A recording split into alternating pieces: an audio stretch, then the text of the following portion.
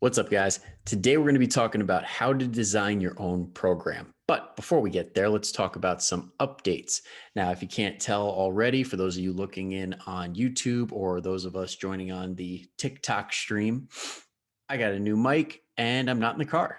So big changes, big changes. Now I got my fancy schmancy, what is it, Yeti blue mic. Apparently this is the one to use. So let's see how good it is. So anybody that didn't catch last week's episode, I basically told everybody that now I am officially working for myself. So very happy about that. A lot of changes going on right now, but I'm getting used to it. Nice structure that comes with working for yourself. You get to pick your own schedule, and God, it feels so good. So yeah. And to celebrate, I'm going to be giving everybody that is listening to this podcast half off of 1 month of online coaching. So if you want to claim that, go ahead and click the link in the description. Okay. It'll take you right to the page. And all you have to do is fill out that application and boom, you get half off your first month. So take advantage if you'd like. All right. Now, actually, the TikTokers are not on just yet. So I'm going to let them in and let's get to it.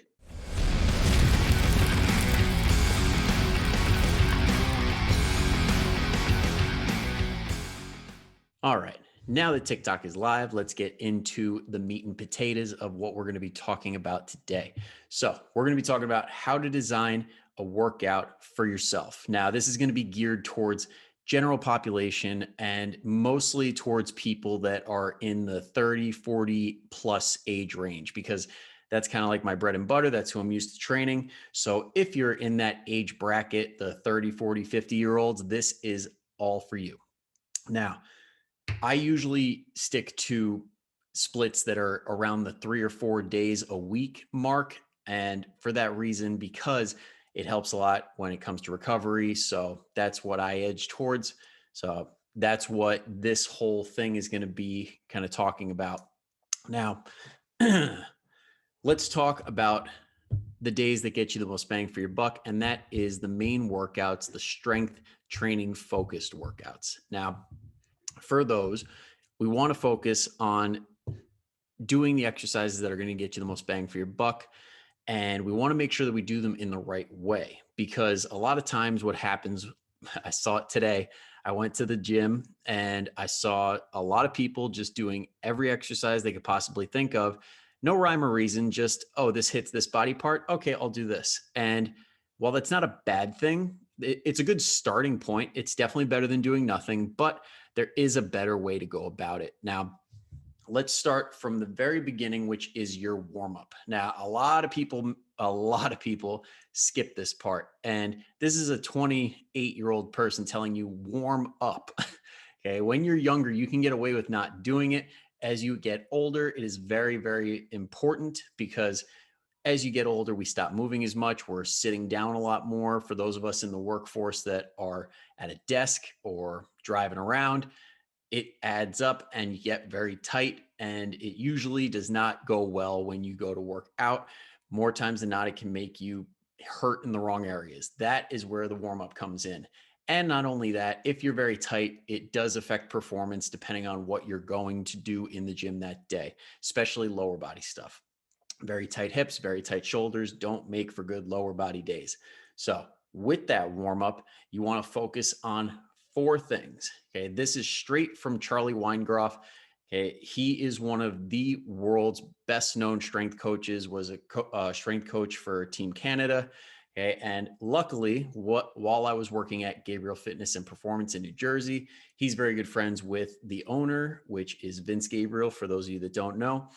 And luckily, he sat down and taught us how to write out a program. And the first thing was the warm-up. The first things that we want to focus on are, 1, raising core temperature. Okay? Nothing is really going to stretch out and move. Nothing's going to be as effective if your temperature is too low. You want to make sure that you're sweating a little bit. You want to make sure that you're getting things moving in the right direction. Now, the second thing is establishing a range of motion. Now, that's where all the stretching and the dynamic warm-ups come in. You want to make sure that you're not trying to establish a new range of motion, because that's just not going to happen. Okay. If you stretch out for like 5-10 minutes in one specific spot, yes, you could do that, but not ideal to do that. When I'm talking about establishing range of motion, I'm talking about doing things like world's greatest stretch, like where you're in the push-up position and you hike one leg forward and then you twist like a Spider-Man twist. You reach up, and then when you come down, your elbow goes down to the ground, stuff like that. That's one that pretty much hits everything. But even before you get there, you could do some foam rolling. So if you have some specific spots that are tight, that's the time to do it before we get into the dynamic stuff. So this is foam rolling and static stretching.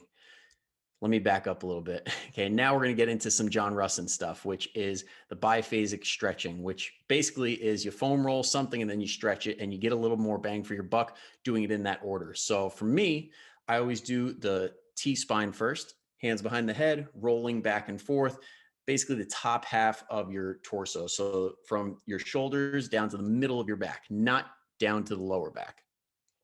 When we're doing that, we don't want to hit the lower back because it could piss things off more than it'll help, even if it feels good in the moment.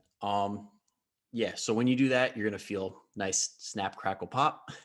And then after 30-40 seconds, that's really all you need because you're not getting a whole lot past that point. After 30-40 seconds, you do something. So in this case, the fact that you rolled your T-spine, now you can do some overhead reaches and then really reach up and back. So I know I'm limited with the screens here, so I can't really show you, but basically while you're on that foam roller, while it's on the top of your back, reach up and back without letting your ribs flare. Then once you do that for 5-10 of those, then you move on to another part. Now, because I'm sitting a lot, like driving to people and things like that, I aim for the hips also. Okay. And for anybody that works at a desk, these are the two big areas: your shoulders, the upper back area, and your hips. For the hips, you're going to roll out the top half of your thigh, your hip flexors. So go ahead and Google how to foam roll on that. And if you guys can find John Russin's article, it's awesome. I think it was called I think it was World's Greatest Warm Up or something like that. It was on T Nation. It's such a good warm up and I've used it a lot. Anyway, foam roll the top half of your thigh, the hip flexors, 30-40 seconds each side. Then you're going to go into a half kneel stretch. Now, this is the one where a lot of people mess it up. And basically, a half kneel stretch is you put one leg up, so you're kneeling, one knee is on the ground, one leg is up, so your foot is flat and your knee is bent.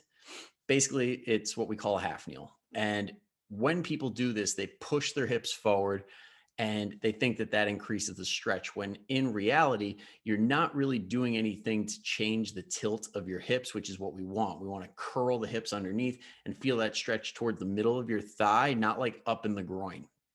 And when you do that, that loosens a lot of things up. It can help take a little bit of lower back stiffness out of the equation, and you feel pretty good. Then once you're done with those two things, you've foam rolled those spots, you've stretched out those spots, then you go into the world's greatest stretch, big twist, keeping that push-up position with your foot hiked up. And you do that for 5-10 each side. Then once you're done with that, you want to practice the pattern of what you're going to be doing. So let's say you're doing push-ups. Okay, now in the warm-up will be a good time to do some sort of a push-up that warms you up without necessarily fatiguing you to the point where it's going to mess you up later when you get into it. So what I like having people do, if it's not too much of a struggle, is kneeling eccentric push-ups. So knees down, 5 seconds to the ground, relax, and then come back up. And do that for like 3 to 5. But let's say you're doing like a squat, you could do something like a squat and press, like a squat pry press. So basically you hold a weight at your chest, squat down, push the knees apart, out, back with the weight, and then stand up. That would help a lot with getting the core nice and tight and opening up the hips and priming the patterns so that you're getting a lot of stuff for one move, which is the name of the game if we're not trying to spend all day in the gym. So yeah, number 3 is prime the pattern. And then 4 is stimulate the CNS. So for those of you that don't know the acronym, central nervous system. And to do that, you got to do something explosive, something powerful. And some really good ones for, again, those people in that age bracket of like 30, 40, 50 years old, medicine ball slams, if you can find good medicine balls. Now, do not do it with the rubber one. I've seen bad things happen where people take the rubber medicine balls and whip them down. Those things bounce hard. Don't use those. Okay. If you have access to like leather medicine balls, those are really good. Not rubber, leather. Those usually you can whip them down really hard and they don't really go anywhere. Or if you have access to slam balls, which are basically those ones that you throw them into the ground and they just die, those are really good. So use slam balls if you can. The gym will be happier if you did. I know Crunch has, at least by me, they have slam balls accessible to use to slam, and they have the leather ones, but the leather ones say don't slam. So respect the rules. Let's say it's a lower body day. Medicine balls are great for upper or lower, but let's say it's a lower body day and you want to change it up a little bit. Kettlebell swings are really good. Jumps are really good. Okay. Unless you're in the mom category, I would not suggest doing jumps if that causes issues. They know what I'm talking about. So kettlebell swings are good. Jumps are good. And then if you have the prerequisite mobility, if you on an upper body day, if you want to throw in some push presses, those are good too. But if you can't go overhead without it getting at your neck, or you end up, for those of you watching on YouTube, instead of your arm getting up here, if it ends up out here, no good. So don't bother. You could also get real fancy with the landmine attachment if you want to do some presses there. But that's pretty much what you focus on during the warm-up. Sorry, that was a lot. For those of you still with me, next we have strength. Okay, when it comes to strength, you want to pick movements that are going to get you that CNS stimulation. You want to pick moves that are going to build muscle, that are going to burn a lot of calories. And those are the big ones we all know and love. Like I said, push-ups, chin-ups if you're capable, squats, deadlifts, the big ones, that's where you put them, because that's going to take a lot of focus for you to lift the most weight you possibly can safely and effectively. Okay. Then we go into accessory stuff. So once you're all done with the strength stuff, then after that, we want to put in things that either are going to help us for the next time, or maybe they're accessories for the other parts of our body we haven't hit. So if we're doing a full body day and we just did some squats, then we'd go into the upper body stuff like pressing and pulling, or vice versa. And if you're doing like an upper lower split, this is where, so the first thing you did was a press or a pull, like a chin up or push-ups or a bench press. After that will be a good spot for like chest flies or bent over rows, if that wasn't your main movement or anything like that. You could throw in some arms like shoulder work or triceps, biceps, all that good stuff that we all love to do. And then once you're done with that, cardio time. For those of you that are so inclined, I usually personally put cardio on lower body days, because the lower body days suck as it is. You might as well get it done during that time. When it comes to cardio, this does not mean long, steady state that takes another half hour to 40 minutes. This isn't the time for that. Do that on a different day. This is time if you want to do some HIIT work, or at the very max, I'd probably say like 10 to 15 minutes on a steady state cardio, like a rower or a treadmill, or if you want to go outside and walk for a little bit, that's a good time to throw it in. So that's how you do it. And then cardio days, now that we're talking about cardio, okay, when it comes to cardio, you want to make sure that you are organizing the exercises in a way that's going to get you to do them the best that you're capable of doing in that moment, and you're not sacrificing how much weight you can do or how well you can perform the movement. And this goes for the strength days too.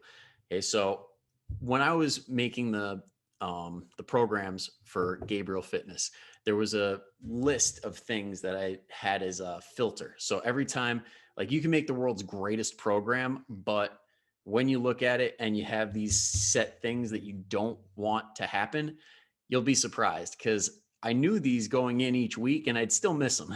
So it's always good to have some filters that you personally want to make sure that your program follows, because it's always going to be that compromise of what's best and what's actually best for you in your certain circumstance.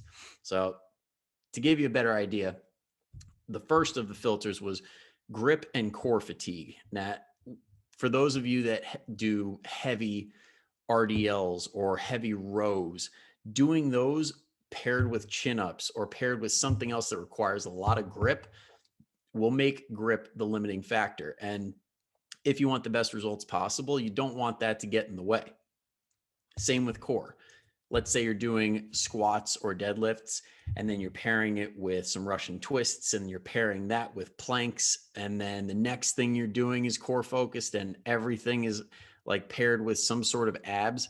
Your core is going to get trashed, which not the end of the world, but as you keep going in through your workout, if you're doing heavy compound lifts like squats, deadlifts, uh, anything like that, or split squats, or that require a lot of core stability, if all of a sudden you're working to the point where you're so exhausted that your core can't support you, that's going to set you up in a situation that you could potentially do something not great, or that's going to be your limiting factor. You're just not going to get the most bang for your buck in that situation.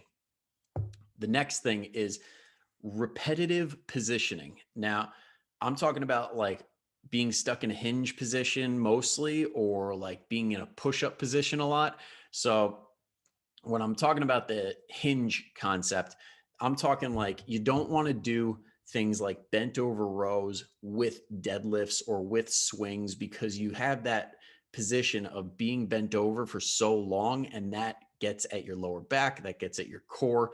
And then again, we're in that position where it's like it's probably doing more harm than good. You're probably better off just breaking it up either during that workout, like doing like one, take a break after all the sets are done with deadlifts, let's say, then move on to the bent over rows. And then as long as your lower back doesn't take a beating and the core is good, then do those. But if for some reason you're not quite there with the muscle endurance and all that, that could be a case where you go for like a chest supported row. So literally just laying head to belly and everything like against the bench and pulling up and down, and that gives you the stability. Or there's a case for machinery. So if you are at a commercial gym, that would be a good time. So if you wanted to do bent over rows, but your lower back is trashed, go on a machine where you can do a machine row.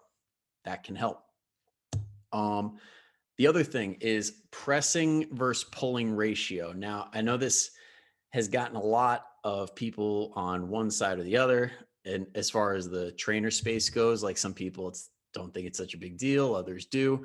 And I'm more on the side of just to be smart. Like when you see a lot of people in the gym, they don't really pay attention to balance. It seems like, at least from my point of view, it's always chest, biceps, shoulders for the guys. Ladies seem a little more leg focused, and that's just a generalization from my biased point of view. But it seems like a lot of people go in just focusing on one area and one area only, which is not good, because if your goal is to lose weight, to tone up, like you want to hit everything because of the hormonal effects that it has. You're burning a ton of calories. There's a lot of reasons that you want to have a balanced approach. So for that reason, like when you hear people talk about it, they're like, oh, you got to do like a 2-to-1 pulling to pressing. And that's like in an effort to offset those workouts that I just mentioned, like just going in and only doing that and then trying to level the scale out. But honestly, once you're past a certain point, there's only so much making up you can do. So try and at least get it to be 1-to-1. Or if you have like shoulder issues, like you've just been benching forever and your shoulders just always pissed off, maybe take pressing out of the equation completely for a couple of months and see how you feel. Could help. And yeah, and then the other thing is just avoiding any injuries you might have. There's no program in the world that is so good that you have to push through an injury, because injuries are a nail in the tire. Pretty much you can push and push and push, but if you're running a NASCAR race and you have a nail in the tire, it's not going to end well. So avoid any injuries that you may have. That's like people that have like toe injuries, probably split squats are not a good idea. Like if you have plantar fasciitis to the point where you can't like put any weight on your toes, not a good idea. If you have arthritis in a certain area, like your wrists, your elbows, anything like that, there's special considerations there. Like, for example, I worked with a guy who literally could not press or pull because that little bending in the elbow was too much. So, in that case, we moved to flies and pull parts. So, and with a band too to unload in certain positions. So for any of you that don't know what the flies are, that's basically like a bear hug, like back and forth like that. For those of you watching, sorry for those of you that can't. And then like a reverse fly or a band pull part is basically a chest fly in reverse. And for that, you could use a band, you could use some weights, putting your chest on the bench. You could use a machine. Any of that works. So just little considerations. This is where it helps to have a coach who's done a lot of programming, because for us, it's like, oh, boom, let's just do this. But for some people, they get stuck and it's like, I want to make progress, but I only know these 10 exercises, and it's tough. It's tough, but it can be done. It can be figured out. And if anybody needs any help with their program and making little adjustments here and there to make it the best program possible for you, just hit me up, coachfits1@gmail.com. So I think that was everything. I talked really fast. So hopefully, did this fill? Yeah, we made it pretty far. Yeah, and we'll cut it there. So going forward, this is pretty much going to be how it is. One topic, going deep and discussing it to the best of my ability for you guys. So, I mean, if on TikTok people ask questions, I'll gladly answer. But for the most part, every single episode is going to be just one topic. So we could discuss everything. And I'm not thinking about two or three, sorry, 2 or 3 other things on the menu. So again, hope you guys enjoyed the episode. If you guys could, it would help me out tremendously if you go and leave a review and go ahead and share it for anybody that you think might need some help with their program. Pick a friend who doesn't know what the hell they're doing in the gym and just send it their way and be like, buddy, you need this. All right. So until next time, guys, I hope you guys have an amazing week coming up, and I will see you next time.